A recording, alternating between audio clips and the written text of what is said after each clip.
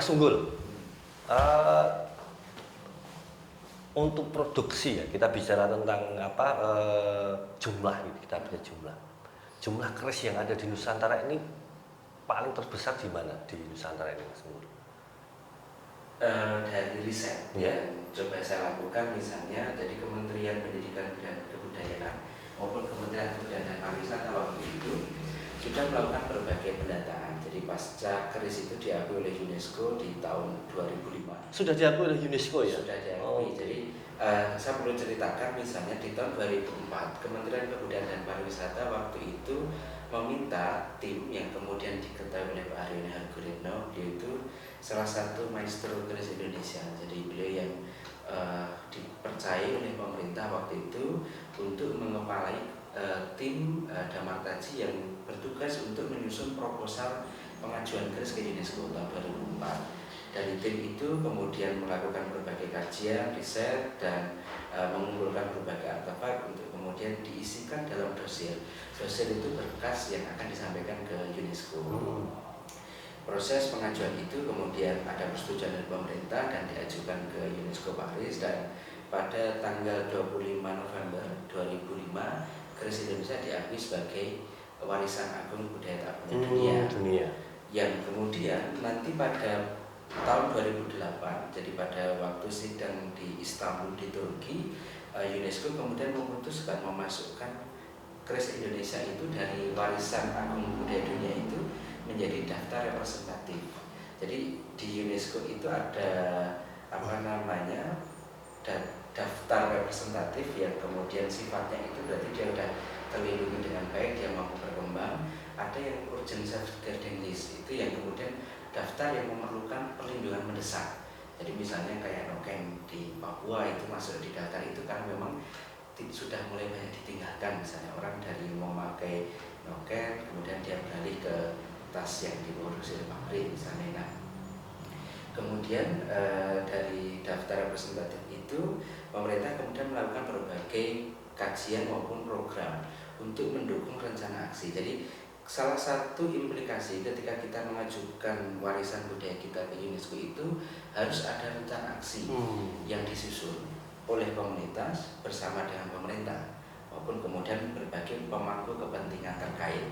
Jadi berbagai stakeholder ini kalau kemudian kita lihat skema pentahelik hari ini kan ada pemerintah, ada kemudian komunitas, ada dunia akademisi, ada dunia bisnis, ada dunia media yang kemudian juga terlibat dalam menyusun rencana aksi ini. Nah, berbagai rencana aksi ini yang kemudian disusun melibatkan berbagai pemangku kepentingan, dan melihat dari proses itu dari tahun 2005 pengakuan ini, keris itu berkembang dengan pesat. Jadi perkembangannya sangat pesat. Contohnya gini, di Madura pada tahun 2004 itu hanya 139 empu dan perajin yang kemudian bergerak di bidang keris. Hari ini riset terakhir saya di tahun ini itu ada 815.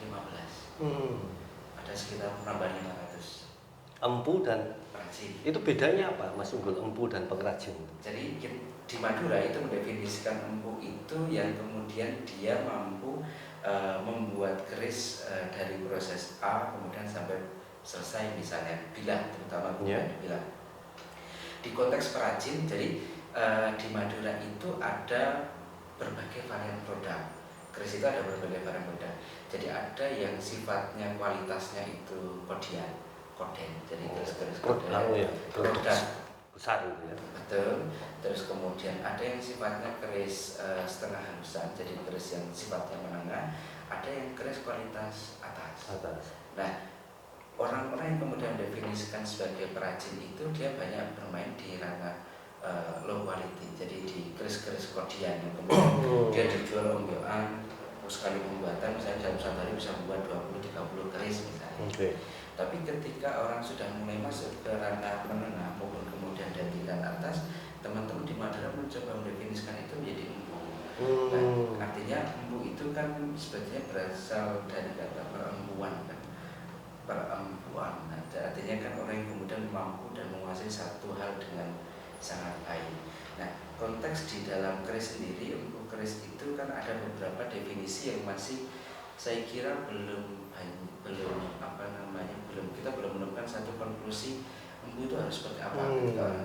Apakah seorang empu itu adalah dia yang mampu menciptakan keris dari bahan material, misalnya dalam bentuk bilah-bilah batangan besi yang kemudian hingga nanti semua proses itu jadi termasuk bikin warangkannya, itu yang disebut empu. Atau empu itu adalah orang yang harus mendapatkan pengakuan dari atau legitimasi dari pemegang kebijakan misalnya sertifikasi gitu ya. Atau kemudian kalau sekarang kan ada lembaga sertifikasi maka pemerintah, atau kemudian orang yang bisa membuat bilah bagus sesuai dengan kualitas zaman dulu, itu juga yang disebut empu.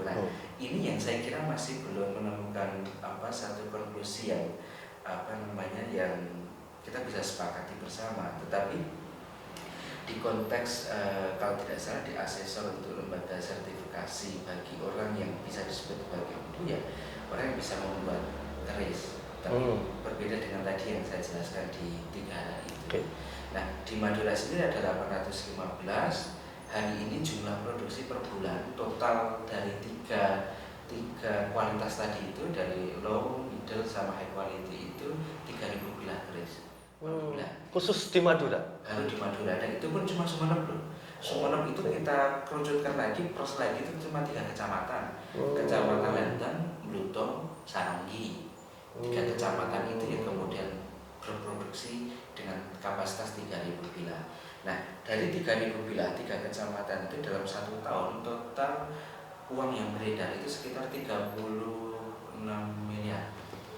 Oke, luar biasa ya. Luar biasa. Artinya kita berbicara 3 kecamatan. 3 kecamatan. 3 kecamatan. Dan waktu kemudian saya di sana dari 2011 sampai kemudian 2014 kita punya target untuk bagaimana membranding.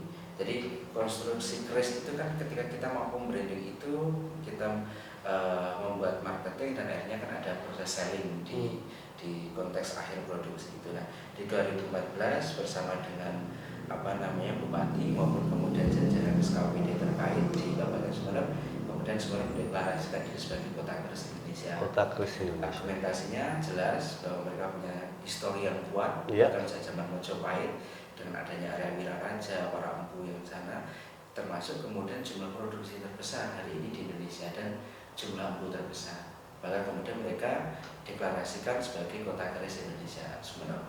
Nah, kemudian kalau Jogja di pendataan 2015 kalau saya tidak salah ingat itu ada sekitar 222 empu dan perajin yang ada di Imogiri, maupun kemudian 3 pembuat keris yang hari ini masih ada, misalnya ada Pak Sungkowo, kemudian ada Mbah Ngadeni, maupun kemudian Mas Puryadi. Itu kategori empu, sudah kategori empu. Kategori empu, betul. Artinya jumlah ini kan cukup jumlah. Pasti dia akan bertanya, Jogja itu kan pusat kerajaan dan pusat budaya, kok umumnya sedikit, perajinnya juga sedikit. Madura, meskipun juga Madura itu juga ada keraton, keraton Sumeneb itu kan masih ada kan, tetapi kemudian bisa lebih jauh. Ada 2 hal yang cukup membedakan. Jadi dari hasil yang kemudian riset yang pernah saya lakukan, hal yang pertama itu adalah tentang bagaimana proses produksi yang berbeda antara di Madura, di Sumeneb terutama, dengan di Jogja. Di Jogja proses itu biasanya dilakukan oleh orang-orang terdekat. Jadi sistem keluarga terdekat yang kemudian bekerja sama, misalnya kayak di Sungkowo, dan prosesnya cukup lama.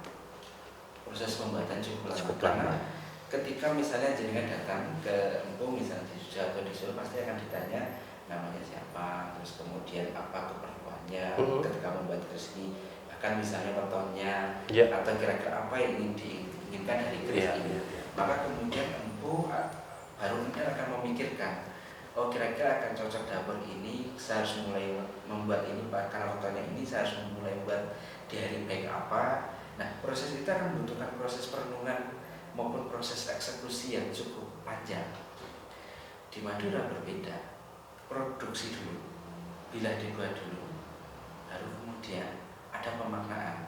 Jadi kalau di istilahnya skonti itu jadi ada proses pemaknaan atau pemberian nilai. Jadi nilai intangible itu falsafah, terus kemudian mistik dan lain-lain itu maupun fungsi-fungsi sosial yang lain itu dilengkapkan setelah produk itu jadi. Setelah produk itu jadi. Sehingga proses produksi itu cepat. Lebih cepat. Cepat. Dalam 1 minggu misalnya kita bisa membuat 1 atau 2 keris yang kualitas bagus. Oke. Sekarang Mas Unggul, kita bicara struktur keris ya.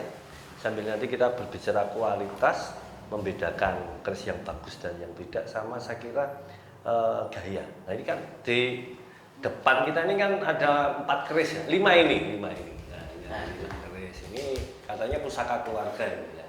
Coba Mas Unggul, ini kan selain ini sebagai benda seni gitu ya, benda seni, benda budaya, ini kan juga ada orang yang memang mempercayai ada nilai-nilai spiritualisme. Dan kalau orang awam itu banyak memahami bahwa keris itu ada penunggunya, ada kodamnya, ada apa lah. Jadi keris ampuh lah yang Jawi di arus pertama tadi. Nah, ini kan biar teman-teman yang generasi muda ini juga tahu cara memperlakukan keris itu seperti apa sih, terus mungkin cara membukanya, melolos keris ini kan juga ada adab ya, ada adab, ada tradisi yang ini sudah menjadi perilaku teman-teman yang memang mempunyai keris gitu ya. Monggo Mas Unggul, kita perlihatkan. Sama mungkin dijelaskan ini namanya apa, kayak ini sekalian juga dari situ Mas Unggul. Sesuatu yang kemudian disebut keris itu kan berarti dia harus punya kelengkapan yang utuh misalnya. Jadi ini ada pendok ya, ini pendok ya. Ini kemudian ada warangka, terus kemudian ini deder atau kemudian handle. Kalau di Solo disebutnya jejeran. Oh, beda-beda penamaannya juga. Yang menyebutnya juga sebagai ukiran, di Madura Danganan misalnya. Gitu. Jadi keris itu simbol akulturasi dan simbol kebinekaan. Artinya negara ini, negara bangsa ini yang bineka bukan hanya orangnya, tetapi juga budayanya kan. Budayanya juga termasuk keris itu menyimbolkan kebinekaan itu. Nama-nama di tiap tempat juga beda-beda. Artinya juga bahkan juga bentuknya juga beda-beda. Artinya ketika kita bicara kebinekaan hari ini ya belajar dari keris sudah cukup. Keris itu mencerminkan kebinekaan. Nah, misalnya ketika orang mencabut keris, maka yang diangkat adalah pendoknya, sarungnya, dari pendoknya maupun kemudian warangkanya.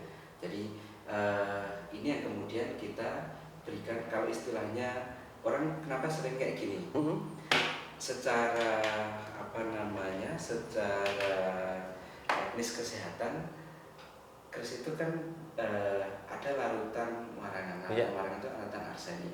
Ketika berada dalam wilayah yang cukup lama, terus kemudian kita langsung hirup gini kan ditakutkan, misalnya oleh leluhur zaman dulu kan kemudian larutan racun ini kan terhirup. Nah, kemudian dia dianginkan. Itu secara kesehatan mungkin ya ada ya. Tetapi ketika kita bicara dalam konteks etika penghormatan, maka kita seperti memberikan salam. Sama seperti ketika kita bertemu dengan teman muslim yang lain. Assalamualaikum bro. Ini kan juga sama. Nah, kita memberikan penghormatan, semacam memberikan salam, assalamualaikum, atau kemudian salam pembuka untuk melihat keris ini. Karena kemudian ini adalah sesuatu yang dibuat handmade dan punya nilai-nilai falsafah tradisi yang juga melingkupinya. Nah, termasuk dalam konteks kita. Ini bahannya apa Mas? Ini keris Pasopati. Nah, ada satu hal yang cukup menarik bahwa keris itu satu produk budaya yang juga terikat dengan produk yang lain.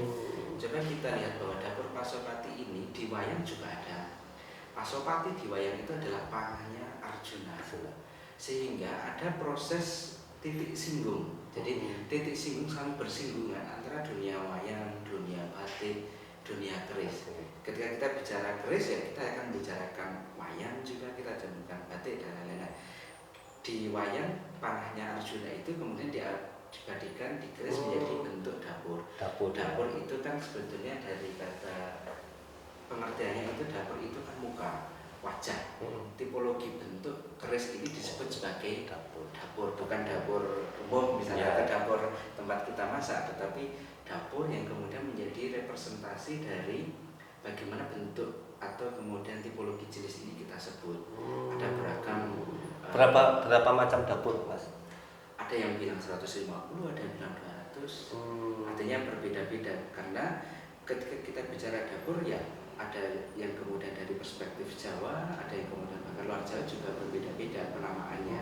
Karena itu yang tadi saya bilang sebagai bentuk kebinekaan dalam konteks melihat berbagai bentuk. Ada dapur yang berbeda nggak yang di sini, Mas? Ini berbeda-beda. Yang mana, Mas, yang berbeda? Nah, Coba, saya tak coba megang, boleh ya? Boleh. Oh, boleh. Bebas. Nah, ini. Nah, ini. Jadi yang sama ini. Jempolnya ini tilam upi. Dapurnya tilam upi. Jadi yang bedakan apa? Yang bedakan apa, Mas? Gini kan. Jadi tadi masih shock gitu. Nah, iya berat ya. Ini. Ya. Ini gini coba. Oh iya. Oke. Dimasukkan. Jempolnya di ini ya. Gini. Ini bagian kering ini. Nah, ini di gini. Oke. Terus ditekan gini. Iya. Ini gini. Baru kemudian ini Oke. Jadi jempolnya menekan naik dulu ya. Baru dilolos sini ya. Ini dapurnya berbeda. Itu tilam upi. Sama-sama bentuk keris lurus, tetapi kemudian berbeda dalam penamaan bentuknya dapurnya itu. Yang membedakan ada beberapa hal, misalnya ini ada sokokan, ini tidak ada, kayak gitu. Misalnya kemudian bentuk gandeknya juga berbeda. Nah, ini yang membedakan. Dua ini misalnya kalau di dalam konteks penangguhan atau memperkirakan usia dari mana dia dibuat, ini dibuat di era penambahan Senopati misalnya, maka kemudian disebut sebagai Pasopati, Tinangguh, Mataram Senopati. Kalau ini tilam upi ditangguh Tuban. Membedakannya gimana? Membedakan ini produk dari zaman Panembahan Senopati Tuban itu? Seperti yang tadi kita sampaikan bahwa produk-produk misalnya di zaman Panembahan Senopati itu lebih kecil, bentuk bilahnya lebih kecil, terus kemudian dari sisi material juga berbeda. Jadi bentuk material pamornya juga berbeda, maupun kemudian bentuk umumnya berbeda, terus kemudian materialnya juga berbeda. Kalau bicara pamor, Mas, mana yang pamor itu? Kan ada pamor pamor ini contohnya adalah pamor udan mas. Ini udan mas Kan konstruksi falsafah yang dibangun agar pemiliknya misalnya selalu mendapat rezeki yang berlimpah, seperti mendapat hujan emas kan gitu. Iya. Berapa pamor, Mas? Ada beragam pamor, tapi kalau saya tidak salah sekitar 140-an yang hari ini kemudian muncul, dan itu juga ketika hari ini produksi masih terjadi, sisi kreativitas pun juga muncul, pamor-pamor baru juga muncul.